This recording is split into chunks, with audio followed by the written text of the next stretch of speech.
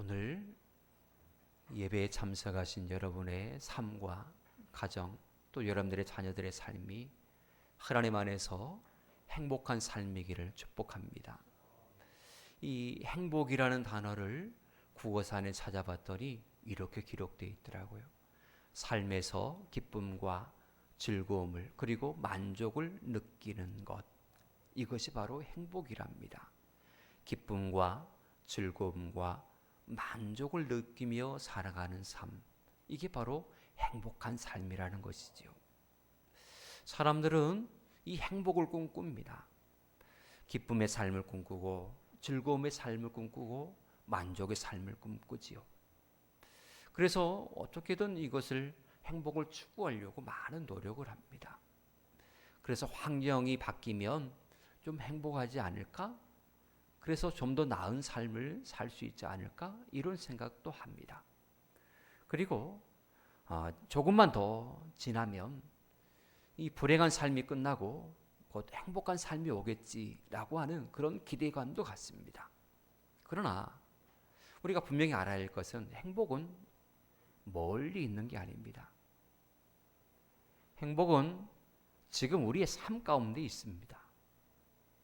이것을 발견하고 바로 여기서 지금 이 순간 행복을 느껴야지 멀리 뭔가 나중에 일어나는 일들이 아니다라고 하는 것입니다. 지금의 삶의 모습 속에서 행복을 찾지 못하면 평생 행복의 파랑새만 쫓아 살아가다가 지쳐갈 뿐입니다.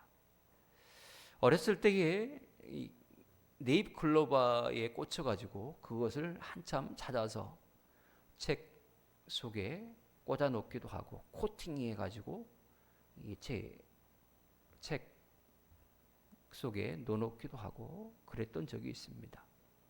아시다시피 네잎 클로바의 꽃말이 바로 행운이라는 것입니다. 그런데 아시죠? 세잎 클로바의 꽃말은 또 다릅니다. 세잎 클로바의 꽃말은 행복이라는 것입니다. 그런데 네잎 클로바를 찾다 보면 세잎 클로바들이 너무 많지 않습니까? 그래서 그것을 밟고 네잎 클로바를 막 찾는데 많은 사람들이 이런 모습을 보이고 있습니다. 로또라는 이 단어, 대박이라고 하죠. 행운이라고 하죠. 이 행운을 쫓아서 행복이라는 것을 밟고 지나갑니다. 그냥 지나쳐 버려요. 별로 관심도 없어 보여요. 그러면서도 행복한 삶을 꿈꿉니다. 오늘 본문은 진정한 행복이 어디서 오는가에 대해서 우리에게 분명하게 말씀하고 있습니다. 이스라엘 백성들에게 십계명을 주신 하나님께서 모세를 통하여서 당신께서 원하시는 것이 무엇인지, 진정한 행복을 위해서 이스라엘 백성들이 무엇을 행해야 될 것인가에 대해서 분명하고 확고하게 말씀해 주고 있습니다. 그게 바로 12절의 말씀입니다. 12절을 한번 보실까요? 네 하나님 여호와를 경외하여 그의 모든 도를 행하고 그를 사랑하며 마음을 다하고 뜻을 다하여 네 하나님 여호와를 섬기라, 이렇게 말씀을 합니다. 분명합니다. 하나님께서 우리에게 요구하시고 하나님께서 원하시는 것은, 하나님의 백성들에게 원하시는 것은 바로 이것입니다. 하나님을 경외하여서 하나님의 모든 도를 행하고 또 하나님을 사랑하고 또 마음과 뜻과 정성을 다하여서 하나님을 섬기는 것, 이것이 바로 하나님께서 원하시는 것입니다. 그리고 하나님의 명령과 규례를 지켜야 되는 분명한 이유에 대해서 하나님은 이렇게 말씀을 하십니다. 13절을 보실까요? 내가 오늘 내 행복을 위하여 내게 명하는 여호와의 명령과 규례를 지킬 것이 아니냐. 여호와의 명령과 규례를 지키는 것, 또 하나님을 경외하여 하나님의 도를 행하는 것, 하나님을 사랑하는 것, 여호와 하나님을 섬기는 것, 이 모든 것들의 이유가 무엇이냐? 하나님께서 왜 우리에게 그것을 요구하셨느냐? 결국은 우리의 행복을 위하여서다 라고 하나님께서 그렇게 말씀을 하시는 것입니다. 즉 행복은 다른 데 있는 게 아닙니다. 하나님의 명령과 규례를 지키면 저절로 오는 것이 무엇이라고요? 행복입니다. 행복을 막 쫓아다니는 것이 아니라 먼저 하나님을 사랑하고 하나님을 경외하며 하나님을 섬기고 또 하나님 안에서 모든 계명과 규례를 지켜 행하면, 즉 신앙생활 열심히 잘하면 따라오는 것이 무엇이라고요? 행복입니다. 행복은 멀리 있는 게 아닙니다. 바로 이 신앙 안에 있습니다. 그래서 행복은 목표가 아니라 결과로서 오는 것입니다. 결과로서 행복한 삶을 살아야지 이게 아닙니다. 당연히 하나님을 경외하고 하나님을 잘 섬기면 결과적으로 따라오는 것이 행복이라는 것입니다. 세상의 사람들은 이런 이치를 모릅니다. 그래서 행복을 쫓아 이리저리 분주하게 다니지요. 그러나 우리는 분명히 압니다. 하나님을 잘 섬기는 것이 행복의 요인이라는 것. 하나님을 잘 섬기면 하나님 안에서 우리는 행복한 사람이 될 수가 있습니다. 오늘 본문은 하나님의 명령에 순종해야 될 이유가 우리의 행복을 위함이라고 아주 분명하게 말씀하고 있지 않습니까? 여러분 행복하기를 원하십니까? 그렇다면 하나님의 소원도 우리가 행복하다는 것을 행복해지는 것이라는 것을 기억하고 항상 하나님 안에서 하나님을 잘 섬겨나가는 여러분 되시기를 축복합니다. 하나님은 우리가 이 땅에서 행복한 삶을 누리기를 원하십니다. 형통한 삶이 되기를 원하시고 계십니다. 모든 민족 위에 뛰어난 하나님의 사람이기를 간절히 원하시고 계십니다. 그런데 얼마나 많은 사람들이 얼마나 많은 성도들이 이 행복을 누리지 못하고 아직도 행복의 파랑새를 쫓아 이리저리 세상적으로 분주하게 그렇게 눈을 돌리고 있는 것일까요? 이것이 문제입니다. 다른 곳에 있는 게 아니라 이 신앙 안에 믿음 안에 있음에도 불구하고 다른 곳에서 세상적으로 찾으려 가니 그러니 인생이 고달픈 것입니다. 그래서 우리 예수님이 내게로 와라. 다른 곳에 눈 돌리지 말고 다른 것으로 행복을 누리려고 그렇게 이리저리 분주하게 살아가지 말고 다 내게로 와라. 내가 너희에게 쉼을 주겠다. 내가 네가 원하는 그 행복이라는 것을 내가 내게 안겨주겠다. 네가 원하는 그 해결책을 내가 내게 주겠다. 그래서 너로 하여금 내가 참된 쉼을 얻도록 하여 주겠다라고 하시는 것이 예수님의 말씀 아니겠습니까? 여러분 진정한 행복한 하나님의 사람이 되기를 원하신다면 오늘 본문의 말씀에 귀를 기울이시기를 축복합니다. 행복한 삶을 위해서 첫 번째로 우리에게 말씀하는 것이 있습니다. 먼저는 하나님을 경외하며 사시기를 축복합니다. 영국의 BBC 방송에서 영국인 100만 명을 대상으로 영국 역사상 가장 위대한 지도자가 누구입니까? 라는 설문조사를 했답니다. 그때에 제일 1등을 한 인물이 누구냐? 영국의 제61대와 63대 총리를 맡은 윈스턴 처칠이라고 합니다. 그는 2차 세계대전의 영웅입니다. 그래서 영국의 총리가 되었는데 이 총리라는 단어, 이 단어는 오늘날 우리나라로 하면 대통령과 같습니다. 2번이나 대통령 자리에 오른 윈스턴 처칠. 그는 학창 시절의 모습은 아주 빵점짜리 학생이었답니다. 그의 생활기록부의 모습을 보면 분명히 나쁘고 다른 아이들과 싸움질만 일삼는 문제야 희망이 없는 학생이라는 그런 평가가 있었답니다. 성적도 아주 초라해서 낙제를 겨우 면할 수준에 불과했답니다. 그러나 결국 그는 후에 나중에 위대한 세계적인 문학가인 셰익스피어를 제치고 영국 사람들이 가장 존경하는 인물의 1위에 오르게 되었다는 것이죠. 어떻게 해서 이런 결과가 나타나게 되었을까? 처칠은 하나님을 경외하는 철저한 신앙인이었기 때문입니다. 공부 못하고 어렸을 때 품행이 별로 안 좋고 여러 가지로 희망이 없어 보이는 아이가 철저하게 하나님 중심의 신앙인으로 바뀌더니 세계적인 문학가 셰익스피어를 제치고 영웅인들이 가장 존경하는 인물 1위에 오르게 되었어요. 처칠은 전쟁터에 나갔어도 하나님 앞에 무릎 꿇어 기도를 먼저 하였고 국회에서도 늘 머리 숙이고 하나님께 도움을 구하는 하나님의 사람이었습니다. 이런 신앙 때 가닥에 하나님께서 처치를 가장 존경받는 인물로 세워주신 것 아니겠습니까? 인생의 생사하복은 하나님께 달려있음을 믿습니까? 그것을 믿는다면 우리의 행복, 우리의 삶의 모든 축복의 모든 것들이 다 하나님께 달려있지 않습니까? 우리의 문제, 세세한 것들 또한 하나님의 손에 달려있다는 것, 우리는 잊지 말아야 됩니다. 단순하게 하나님께서 우리의 생명, 생사하복, 이 생명만 붙잡고 주관하시는 분이 아니라 우리의 모든 일거수일투족을 다 감찰하시고 주관하시는 하나님이시지 않습니까? 우리가 이것을 믿는다면 온전히 하나님을 붙들고 하나님께 모든 걸 내가 맡겨야 옳은 것 아니겠습니까?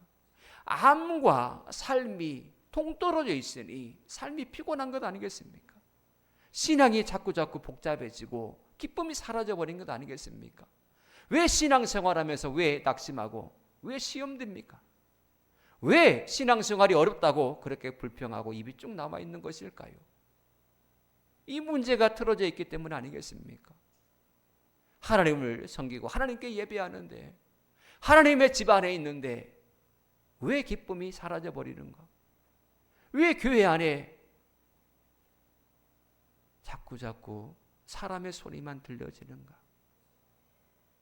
이건 뭔가 틀어져 있기 때문이 아니겠습니까? 우리는 다시금 회복해야지요. 하나님을 향하여 우리의 마음이 다시금 회복되어야 됩니다. 이 회복의 역사가 바로 부흥의 역사입니다. 부흥이라는 단어가 회복이거든요. 단순하게 숫자가 많아진다, 이것이 부흥이 아닙니다. 우리는 착각하지 말아야 돼요. 우리 교회 부흥해서 숫자가 많아진 것을 가리켜서 우리 교회 부흥했어야 우리 교회는 부흥이 안 돼, 이렇게 말하는 그것은 진짜 바람직하지 못한 그런 언어입니다. 부흥은 회복입니다. 숫자가 많고 적음이 아닙니다. 하나님께 향한 마음이 멀어져 있다가 다시 회복되어서 하나님을 향한 뜨거운 마음으로 회복되어질 때 그것이 부흥입니다. 이 땅이 하나님의 나라로 다시금 회복되는 것, 그것이 부흥입니다. 교회가 하나님께서 기뻐하시는 모습으로 다시금 변화되고 달라지는 것, 그것이 부흥입니다.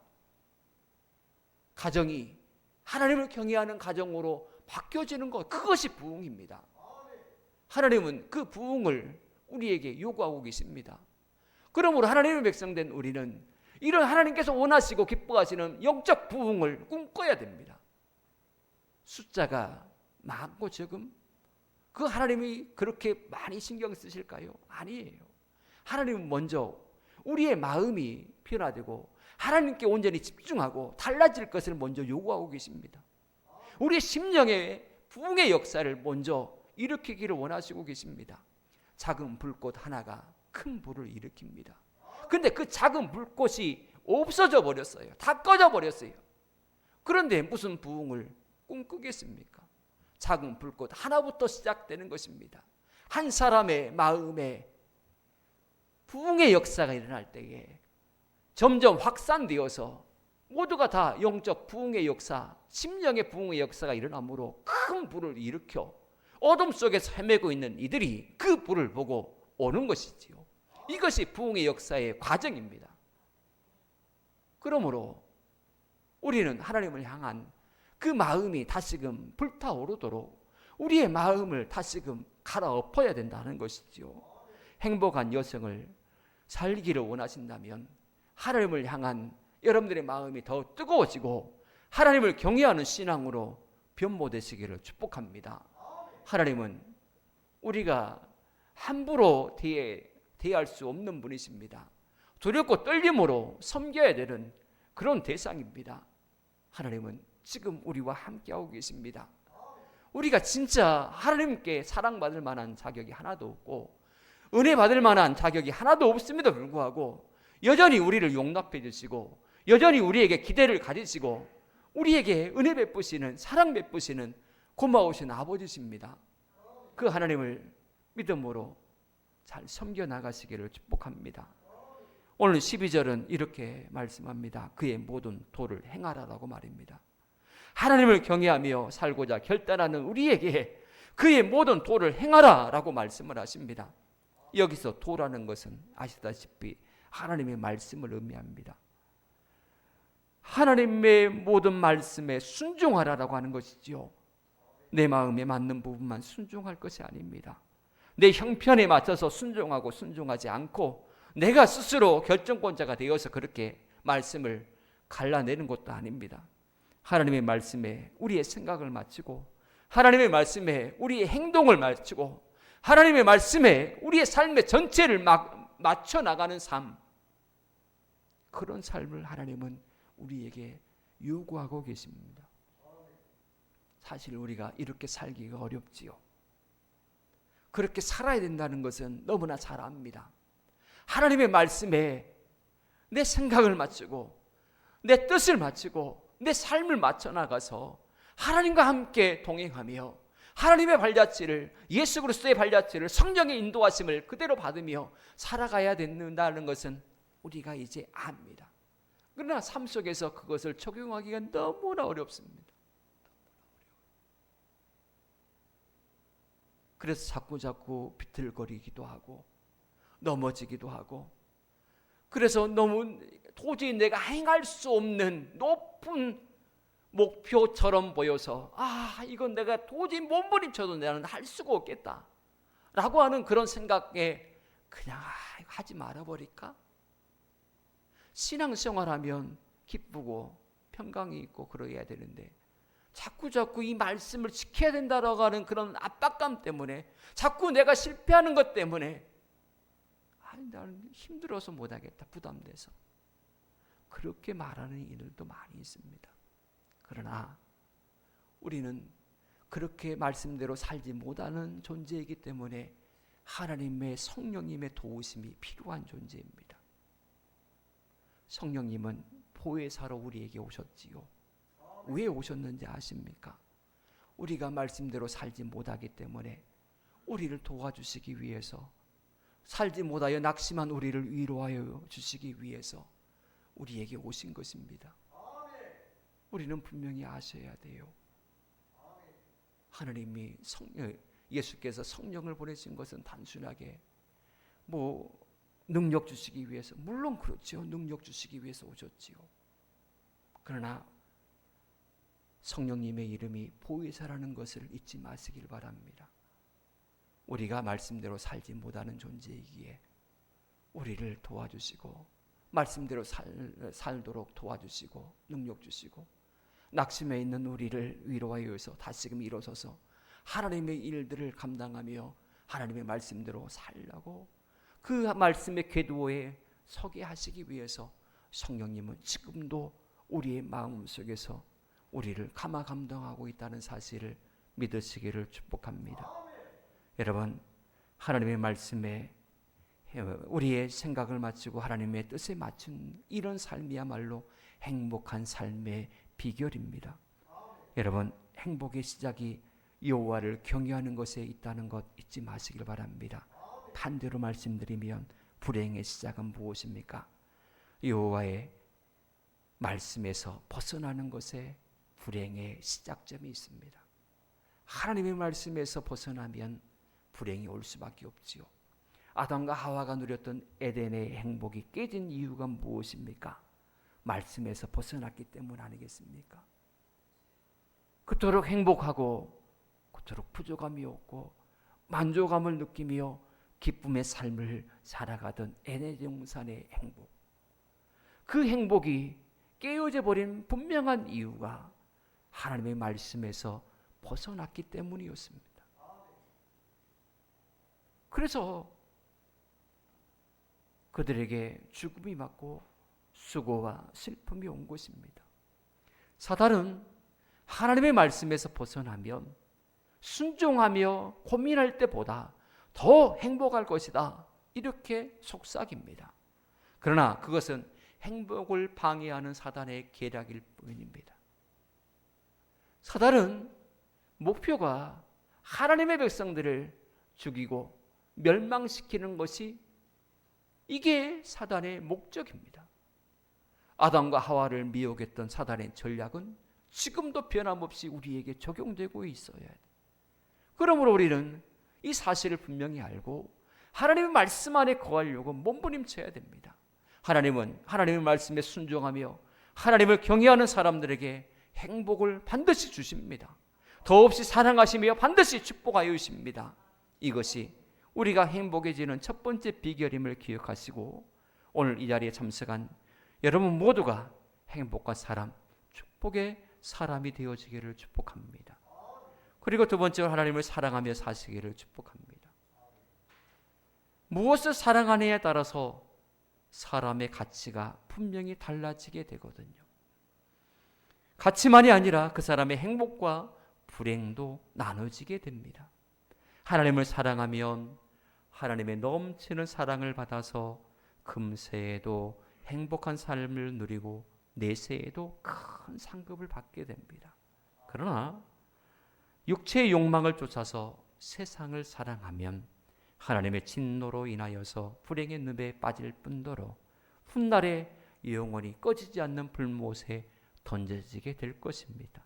그래서 하나님은 본문 12절을 통하여서 행복하기를 원한다면 하나님을 사랑하라 라고 말씀하고 계시는 것입니다.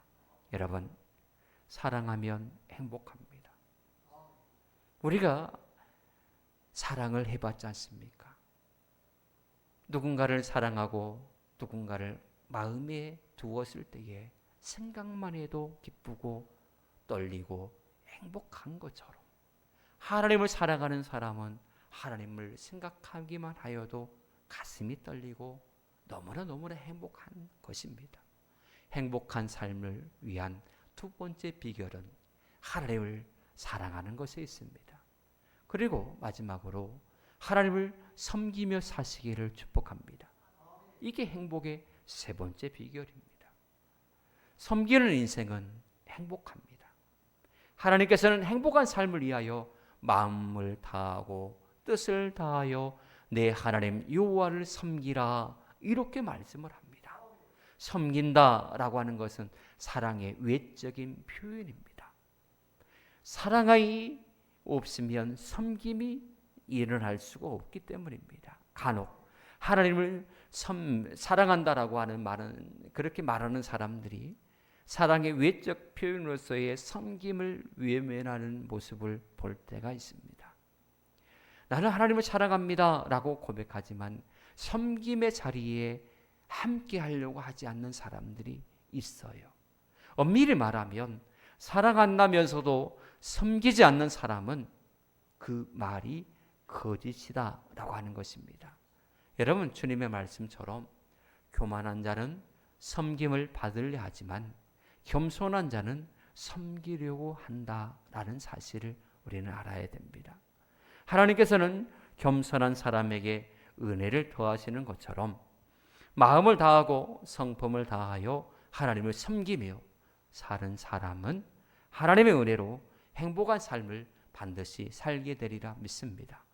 구원받은 우리가 말씀을 듣는 것으로 그치고 만다면 하나님께서 기뻐하시는 자녀가 결코 될 수가 없겠지요.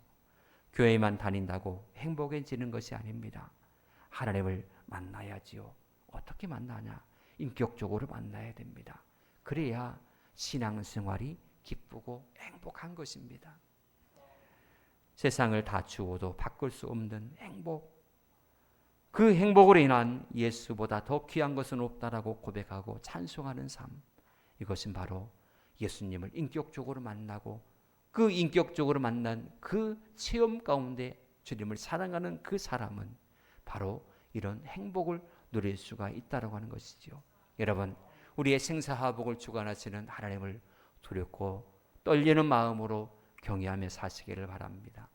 또한 하나님을 뜨겁게 사랑하며 사시기를 바랍니다.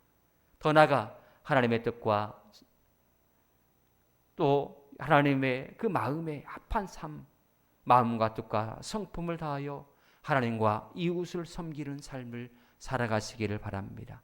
그래서 하나님께서 주시는 참된 행복을 누리며 살아가는 복된 성도들이 다 되시기를 주님 안에서 축복합니다. 기도하겠습니다. 하나님 감사합니다. 우리에게 복 주시기를 원하시고 우리가 행복한 삶, 축복된 삶을 살기를 원하시는 아버지 하나님, 어떤 상황에서도 하나님을 경외하게 하시고 온 마음을 다해서 주님의 길을 따르게 하여 주시옵소서. 주님을 사랑하고 주님의 계명과 규례를 지키며 주님께서 주신 생명의 길을 걸어갈 수 있도록 성령님 우리를 도와주시옵소서. 한 주간의 삶이 주님의 특별한 사랑을 입은 자로서 그 사랑에 감사하며 주님의 뜻에 따라서 살아가는 행복한 삶을 누리는 복된 한 주간 되게 하옵소서. 예수님의 이름으로 기도하옵나이다. 아멘.